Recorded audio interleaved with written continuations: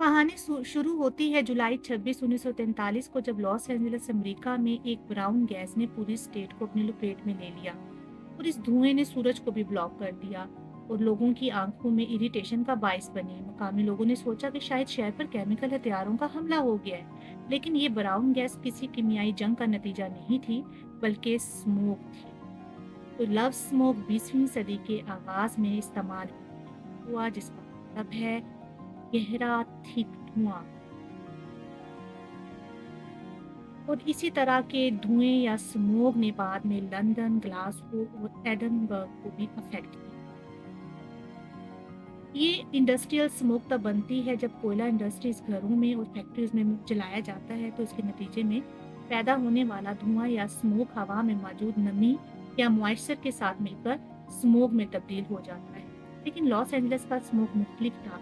इसका रंग ग्रे की बजाय पीला था और इसमें एक तरह की कीमियाई बदबू भी थी। और बाद में एक केमिस्ट जिनका नाम था होगो स्मिथ ने ये आइडेंटिफाई किया कि एक्चुअली लॉस एंजलिस की स्मोक दो चीज़ों का नतीजा है, VOCs वोलाटाइल ऑर्गेनिक कंपाउंड्स, दूसरा है नाइट्रोजन ऑक्साइड्स। VOCs आसानी से बुखारात बनकर हवा में शामिल हो जाते हैं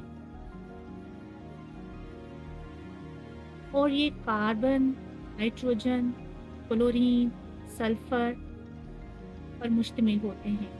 कुछ कुदरती तौर पर पौधों और जानवरों से पैदा होते हैं, लेकिन ज़्यादातर ये इंसानी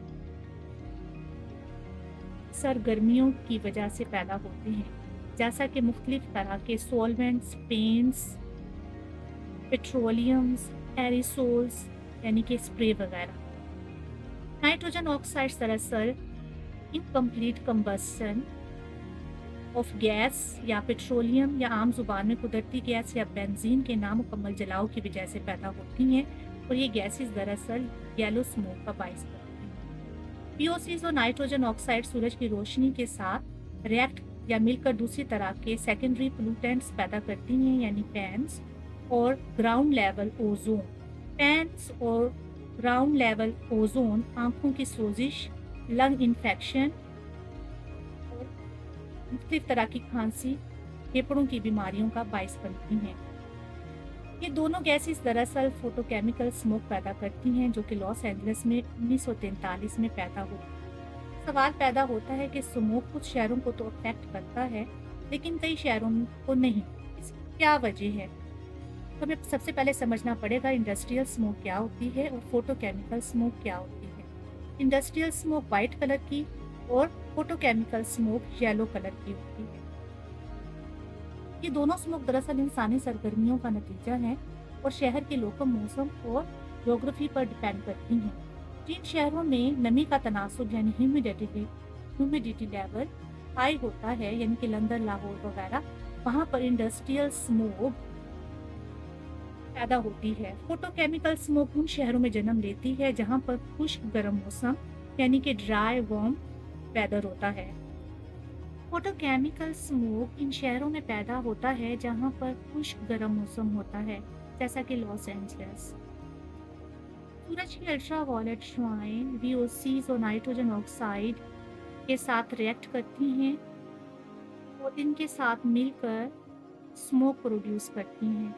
वो इलाके जो कि पहाड़ों के पास हों, जैसा कि लॉस एंजलिस, या समंदरों के पास जैसा कि बीजिंग, वो बहुत ज़्यादा स्मोक वल्नरेबल हैं।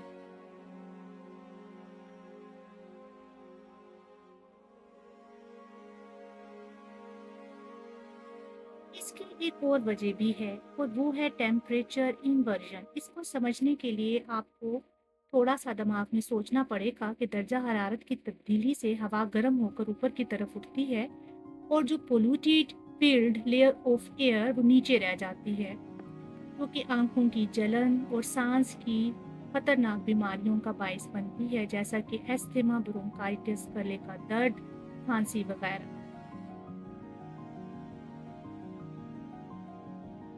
छोटे बच्चे और बूढ़े लोग इससे ज़्यादा अफेक्ट हो सकते हैं और इसके अलावा हामला खवातीन भी मिसकैरेज का शिकार हो सकती हैं। ओजोन और पैंस फसलों और दरख्तों को भी तबाह कर सकते हैं, जिसकी वजह से फसलों की पैदावार कम हो सकती है। 1952 में लंदन स्मॉग ने लंदन शहर को बुरी तरह से अफेक्ट किया था और इससे तकरीबन 4000 लोगों की अमवात हो गई थी। इसके नतीजे में लंदन के अंदर ministry of housing and local government ने क्लीन एयर एक्ट 1956 बनाया। इसमें कोयले जलाने को बैन किया गया, गाड़ियों में इंजन के गैस इमिशन और धुएं के कंटेंट को भी कंट्रोल किया गया, जिससे शहर को काफी फायदा पहुंचा।